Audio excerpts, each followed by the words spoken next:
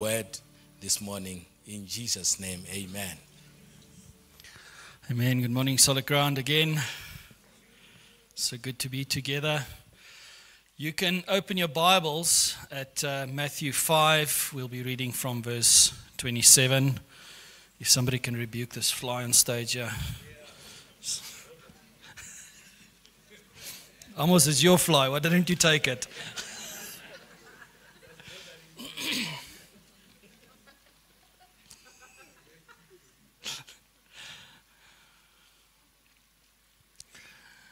Title of my message this morning is Longing for Intimacy, and I hope it'll make sense in a minute.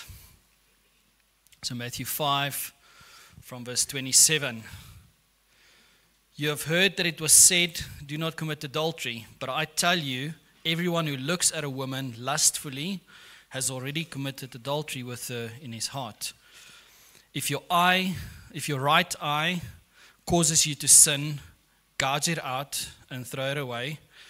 For it is better that you lose one of the parts of your body than for your whole body to be thrown into hell. And if your right hand causes you to sin, cut it off and throw it away. For it is better that you lose one of the parts of your body than for the whole body to go into hell. In the first service, Nathan said, sure, in this moment. And then just the partnering scripture with that, 1 Thessalonians 4, verse 1 to 8. Additionally then, brothers and sisters, we ask and encourage you in the Lord Jesus that as you have received instruction from us on how you should live and please God, as you are doing, do this even more. Say more. That is the walk of the Christian, to do it even more. For you know what we command, for you know what commands we have given you through the Lord Jesus. For this is God's will, your sanctification, that you keep away from sexual immorality, that each of you knows how to control your own body in holiness and honor, not with lustful passions like the Gentiles who don't know God. This means one must not transgress against and take advantage of a brother or sister in this manner, because the Lord is the avenger of these offenses. Can somebody say, ouch? As we also previously told and warned you. For God has not called us to impurity, but to live in holiness. Consequently, anyone who rejects this does not reject man, but God, who gives you his Holy Spirit. Let's pray. Father God, your word is truth. We acknowledge that this morning. We receive your word as the word of truth to us on this Sunday morning, Lord. I pray that you will help us to open our hearts, not to draw up our defenses. May we drop our defenses and may we open our hearts and receive from you. I just pray for myself, Lord. Will you help me to just say exactly what you want me to say, nothing that you don't want me to say. May I preach a message that is close to your heart. And may I only say what Jesus said in his Sermon on the Mount, and nothing more, nothing less. In Jesus' name, amen. We've got friends for record and quality purposes. For record and quality purposes, I shall not name names. We shall not name names, but we had a situation the one time where the wife was making a statement, and the husband thought in his infinite wisdom he was going to re-say what she'd already said, but better. And as he was re-saying what she'd already said, she stopped him in his tracks, highly offended, and said, that is not what I was saying. You are twisting my words. You are misleading these people. And there was a great offense and a great embarrassment because that is not what she was saying. Now we're preaching through the Sermon on the Mount. And we said it's the greatest sermon that's ever been preached by the greatest preacher who's ever lived, and his name is Jesus. He is the preacher on the Mount, if you missed that part, who preached the greatest sermon ever preached, the Sermon on the Mount. But as we've been preaching through the Sermon on the Mount, our Sunday services, the preaching moment has become quieter and quieter. Because the message is sharp. There's a sharpness to the message, and it's almost as if every one of the sermons and the messages that we take from this teaching of Jesus has been specifically tailored to hit a specific nerve and, create a little bit of discomfort. And I think we can all agree that all of us have felt that the bar is set high, to such a degree that some people believe that the Sermon on the Mount is actually an indication for us of how short we fall and how we can never live up to God's holy standard, which I don't entirely agree with. I understand the standard is high, but why would Jesus say to us, this is God's holy law? If it's unattainable, as if it's a mountain that's too high to climb, and then you might just as well give up because you're never going to get there anyway. I don't think that's the message of Jesus. But we have felt that it causes a little bit of discomfort, maybe much.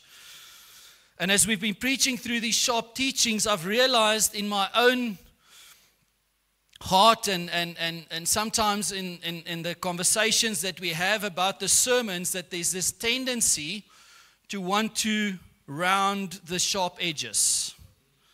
This tendency to sort of water down the sharpness of the message. And I believe by doing that we are diluting what Jesus is saying. We are diluting what the preacher on the Mount meant when he was saying it, what he intended to say.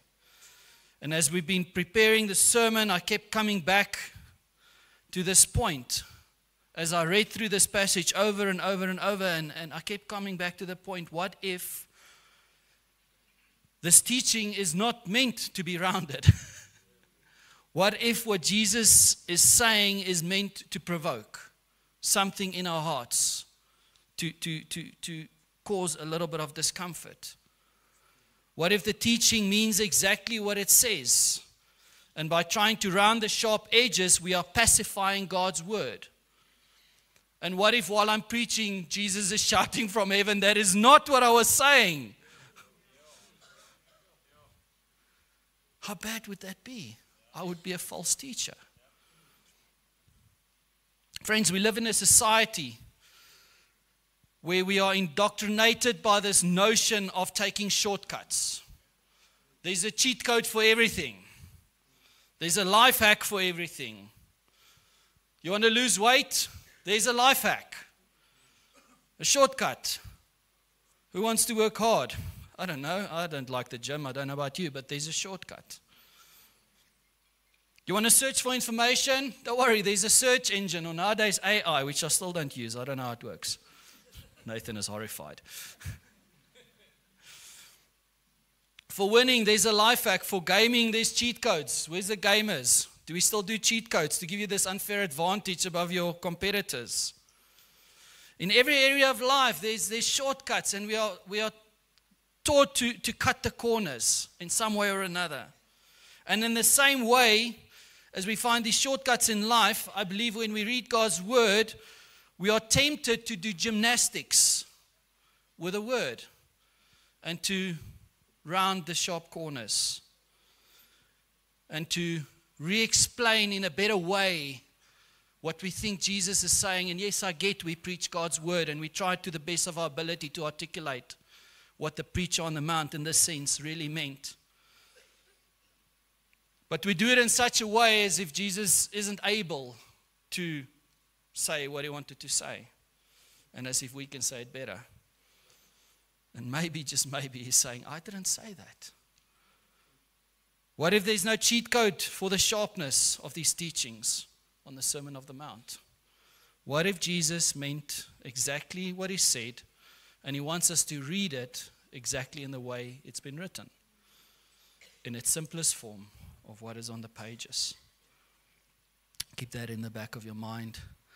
We're going to consider 3 things from this passage in Matthew 5. We're going to consider the letter of the law in comparison or compared to the heart of the law.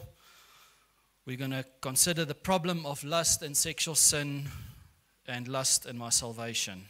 It's the 3 things we will consider. So buckle up if you've got a crash helmet. Get it. The letter of the law versus the heart of the law. Verse 27, you have heard it said, that it was said, do not commit adultery, but I tell you, everyone who looks at a woman lustfully or with lustful intent, is the ESV's translation, has already committed adultery with her in his heart. Now I've got what you call a red letter Bible. So all the red letters, all the red writing in the New Testament is Jesus' direct words. So this is Jesus' words. And what Jesus is doing here is he's drawing a comparison between the act of committing something and the act of looking with lustful intent. So the act of committing adultery, which is probably the tip of the mountain of sexual sin, because it violates what God deems holy, which is the marriage. And he's comparing that to the act of looking with lustful intent. Now the saying, you shall not commit adultery, is the 7th command of the 10 commandments. The Pharisees, whom Jesus was interacting with while preaching on the Sermon on the Mount and amongst other people, but the Pharisees, they were excellent at playing tick the box with God's law. They believed that if they could just make it through the day and tick the box, I did not commit adultery, I'm A4 away. I have not transgressed God's holy law, and so my relationship with God is right because I've ticked the box. Didn't commit adultery, boom, good to go. And they believe that earned them right standing with God. What Jesus does is he comes and he expounds on the letter of the law. He says to them, guys, if you read the law only on the letter, you are missing the mark. This is not the letter. The law was given to communicate God's heart, God's character, God's nature. And if you're only gonna tick the box, you are completely missing it. There's more to this. So he expounds on it, and he says, I'm going to give you the heart of the law. You see, God created mankind, and he knows the state of our hearts better than what we know it ourselves. How scary is it to think that every thought that you think, God knows? Makes you blush.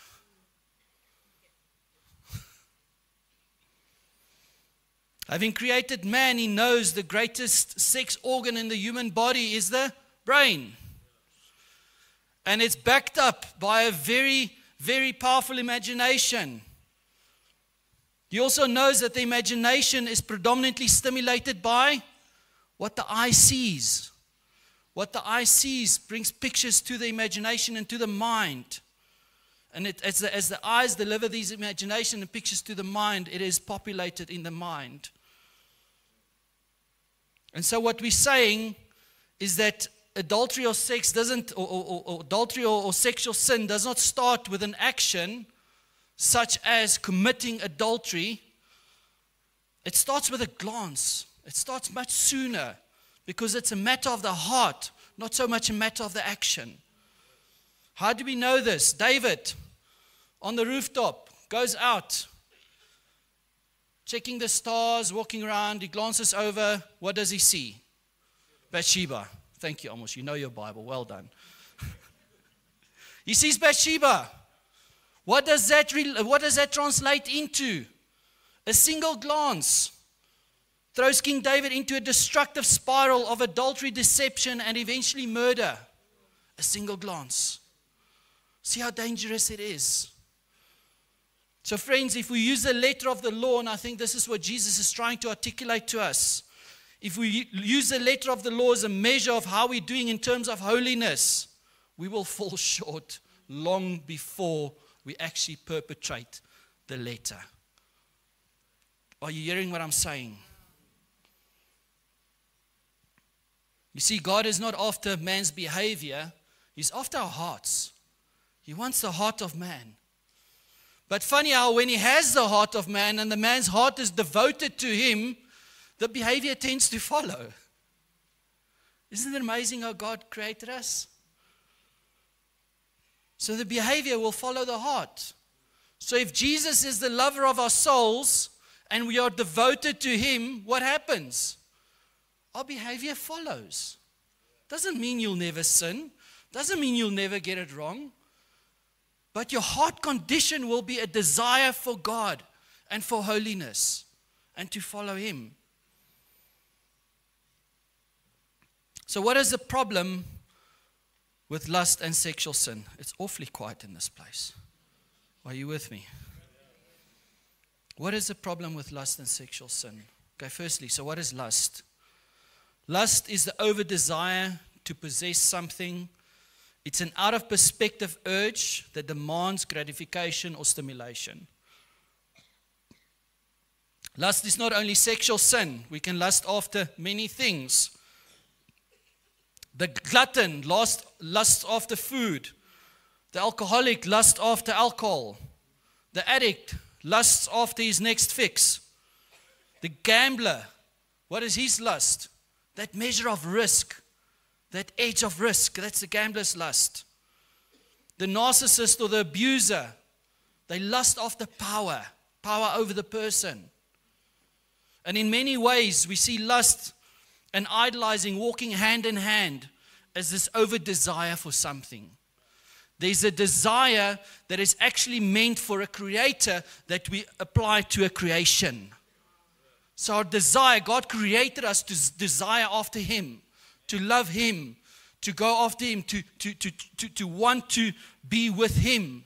But then what sin does is it turns that thing around, and our desire is for creation and not creator. In our passage today, Jesus is going after sexual lust and sexual sin in particular, and that's what we're going to be focusing on. I think we can all agree that we live in a severely fallen world. If it's new to you, welcome to church. And welcome to life. This world is severely fallen. It's a world that figured out a long time ago that sex sells. In marketing, they know that sex sells. Visual erotic stimulation is everywhere. I think there's only a couple of places that you can go where you will not be confronted with it. The Bible is one of them. But there's virtually no escaping it in society. You innocently stand in the aisle trying to pay for your groceries. And you look to your right and there's a book with some sort of visual stimulation. You turn on your TV, your device. It's there, it's in your face. You drive in the city. Billboards. I mean, what's happened to this world? It used to be subtle. Nowadays it's just explicit. You're driving out of Joburg. Gentleman's Lounge. Gentleman's Lounge. What is gentlemanly about a strip joint? What has happened? You switch on your TV. It's everywhere. You can't even get your kids or trust your kids to watch a PG-rated thing on Netflix for that matter. Those of you that watch Titanic, hope you looked away. But there's a very explicit scene in Titanic. Take a wild guess what the age rating of Titanic is. 13 PG. On a very explicit, what on earth is this world coming to? It's everywhere. It's in your face. Now, not every sexual desire is necessarily bad. So let's not demonize something that's not meant to be demonized. Is that a word? Can I use that? You see, the Bible uses this word eros in the Greek. What is eros? It's the Greek word for the erotic sexual love between a husband and a wife. And it's good. It's good for a husband to be sexually attracted to his wife. It's sad if you're not. But it's good. It's the way God created it. It's the way God made us.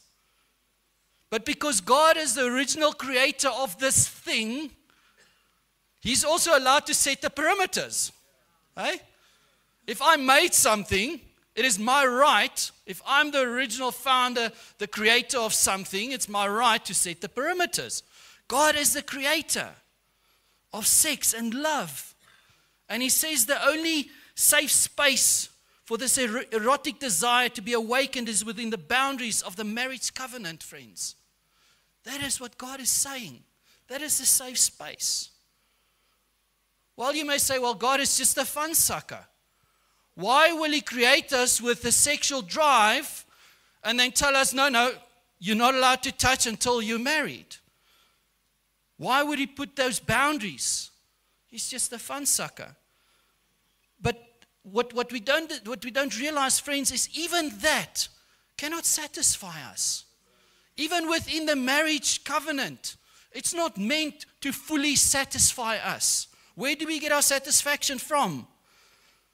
John 15. As the Father has loved me, I have also loved you. Remain in my love. If you keep my commands, you will remain in my love, just as I have kept my Father's commands and remain in His love.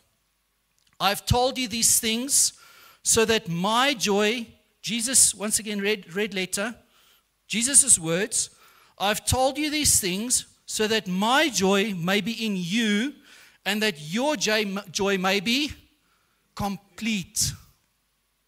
Friends, complete joy, perfect love, perfect satisfaction is not found in the absence of boundaries and restrictions, but it's found within the riverbanks that God has set for us in loving Him and sending our attention to Him, sending our devotion to Him.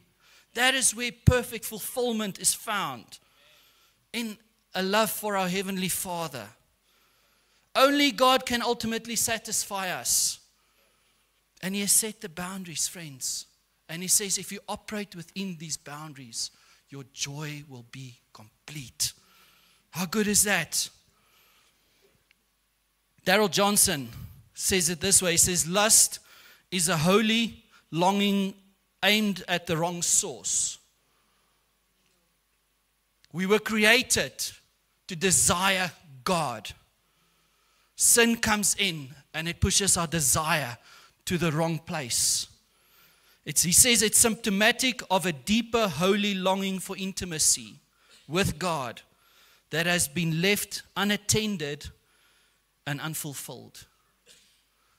Friends, when we don't attend to our desire for God and our love for God, and we don't give Him our time and our energy, and we don't spend time with Him, our longing for intimacy shifts elsewhere and it goes looking. The longer we ignore these longings, the greater the urge for alternative stimulation or gratification will get. You want to fix your longings. You want to fix your lust. Desire Christ.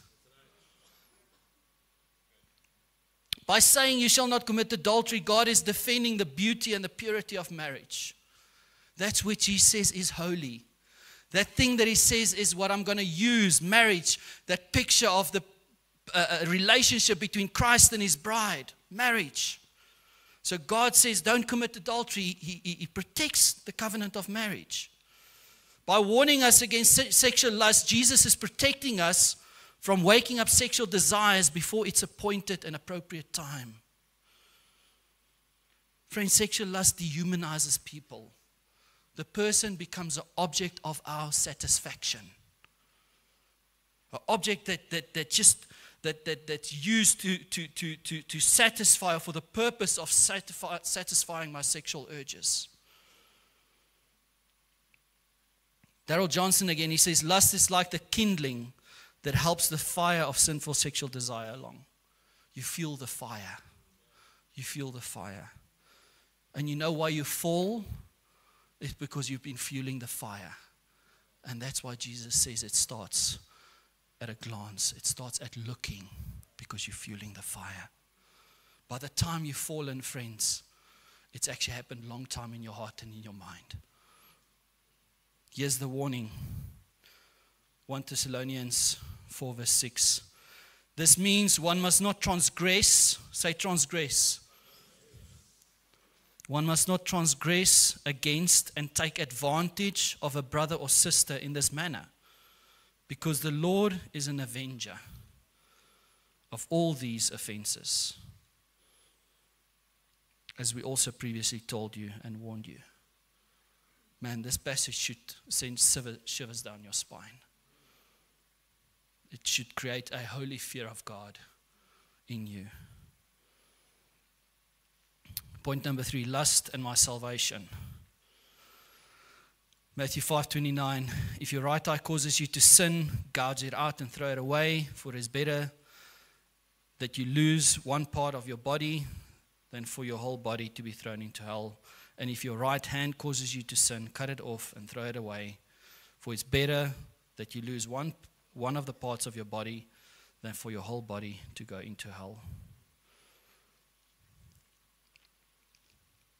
What are you saying, Renus? Does this mean that there's some sort of a direct relation or implication between my salvation and my lustful habits? And honestly, friend, I don't know. I don't know if I read the passage for what it is. I mean, we're reading the same passage. What do you think it means? I know what I'd like for it to mean. But I'm afraid when I say to you what I'd like for it to mean, I'm blunting the corners and I'm taking a shortcut. I spent hours and hours researching and listening to various people's view on what Jesus meant by this passage. What I do know is that we are saved by grace through faith, not by works. Full stop. There's nothing we can do to add or to take away from our salvation. It is a free gift by God. But the best that I can do is to take the passage before me and to try and make sense of what the preacher on the mount meant when he said these words to the people in front of him, to his audience. Nothing more, nothing less. So let's try and figure out, what is Jesus saying directly here? And this is my best take at explaining what this message or this passage means.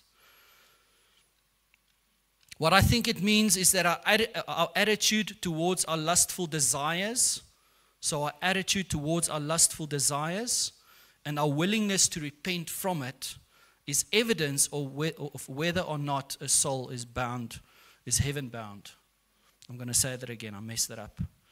Our attitude towards our lustful desires and our willingness to repent from it is evidence of whether a soul is heaven bound or not.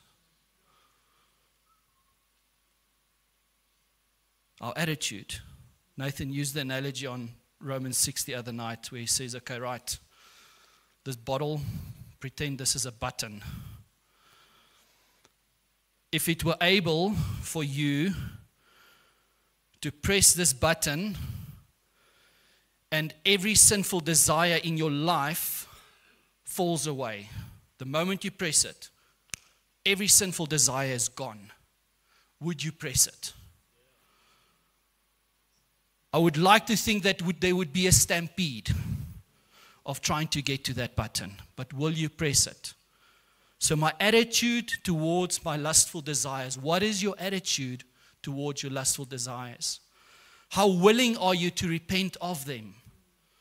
Are you willing to hand them over and say, Lord, I cannot, but you can?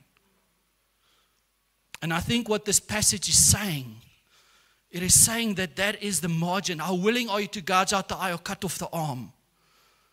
And that is an indication, or it is evidence of whether your soul is heaven bound or not. Are you understanding what I'm saying? It's a measuring tool. Are you running for this button with everything in you? Are you willing to fight for your turn on that button? Paul says it this way in 1 Thessalonians 4 verse 7. For God has not called us to impurity, but to live in holiness. Consequently, anyone who rejects this does not reject man, but God, who gives you His Holy Spirit. Friends, our disbelief in the fact that God is the avenger of those who take sexual advantage is an indication of our rejection of God, not man. So what is your attitude towards your sin? What is your willingness to repent? Lastly, I think at this point, I feel like we're at that point in Acts 2 where the people say to Peter, what shall we do? Brothers, what shall we do? If you don't realize you're in trouble by now, you'll never realize it. What shall we do? What are we to do? 5 points. This is my best take of what I think our response should be. Take the warnings of Scripture seriously, friends. Do not play around with lust in your life. Solo always says if you hang around the barber shop, you're going to end up getting a haircut. Get out of the blooming barber shop. Am I allowed to say that? I don't know what your theology is on how your lustfulness affects your salvation, whatever your theology is around that. I believe once you're saved, you're always saved. That is my belief. But I don't know how we interpret this. But I'm not willing to take a chance. I think we should take a militant stand against the sin in our lives. I think it is worth it to take a militant stand. Can we do it on our own strength? No. No, we cannot. Don't try and do it in your own strength. Paul says every human effort is like dung. Apart from Christ, every human effort is rubbish. It's worthless. But in Christ, in your position as a Christian in Christ, take a stand against these things, man. The gospel is not opposed to effort. It's opposed to earning. We can't earn our salvation. But then we work out our salvation in fear and trembling. Are you with me? Be vigilant on what erotic stimulation you expose your eyes to. Martin Luther, great quote, I cannot stop a bird from flying over my head, but I can keep it from nesting in my hair. Some may call this legalism. I call it taking responsibility for the state of your soul. I think it's our responsibility. Point number 3, if you're serious about following Jesus in this matter, you will do whatever it takes. Cutting off an arm, friends, gouging out an eye. Remember, you don't treat cancer with a Panado. Cancer treatment takes aggressive treatment. What is the aggressive treatment you need here? It's the blood of Jesus Christ. It's the blood of Jesus Christ. It's the person coming on his knees and say, Lord, I need you, I've failed. Admitting your sin before Him. Jesus says, whatever it takes, friends. Point number 4, freedom starts with confession. 1 John 1:9. If you confess your sins, He's faithful and righteous to forgive us our sins and to cleanse us from all unrighteousness. Confess. Turn to Him. He is faithful. Say faithful. Say righteous. He is faithful and righteous to forgive us our sins and to cleanse us. Friends, when we come to Jesus and we say, Lord, forgive me, I have sinned, what does He say? The blood of Jesus applies to you, friend. You are forgiven. He cleanses us from all unrighteousness. He sees you as white as snow. He sees you in Jesus, engulfed in Jesus. When He looks at you, He sees His Son. He doesn't see you. But what more? Freedom starts with confession.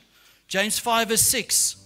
Therefore confess your sins to one another and pray for one another so that you may be healed. So how does this work? Confessing to God, friends, gets us forgiveness. Confessing to one another brings restoration. What does it say? Man, if you've fallen in any way sexually, turn to Jesus, man. His arms are open. The invitation is there. Turn to Him. He's faithful and He's powerful, and He will forgive you and He will cleanse you. But friends, also if you have fallen, confess your sins to one another, not to everybody. Don't get up on stage and throw your bills to the pigs. Find somebody that you can trust. Find somebody that you can sit down with and say, I'm in trouble. I need help. And have a conversation and walk an accountability journey in this matter, because that's where restoration lies. That's where we are restored. That's where you find healing, in that space. And then lastly, whatever you do, whether you are walking in victory or whether you are in the trenches warring for the purity of your sexuality, know that Jesus loves you and He died on the cross for you. If you're in victory, friends, thank Him. Praise Him. It's not by your own work, trust me. It's His grace on your life. You cannot do it in your own strength. And the moment you think you do, friends, be careful, because Satan prowls around like a roaring lion. Sin is knocking at your door, is what God says to Cain. Sin is knocking at your door. It's crouching like a tiger. It wants to pounce on you. So if you're walking in victory, walk close to God and look forward. Man, if you have failed, drop what you have and run to Jesus. Run to Him. Don't walk, run. Run, because His arms are open wide. The blood of Jesus will cleanse you from all unrighteousness. Let's stand and let's worship.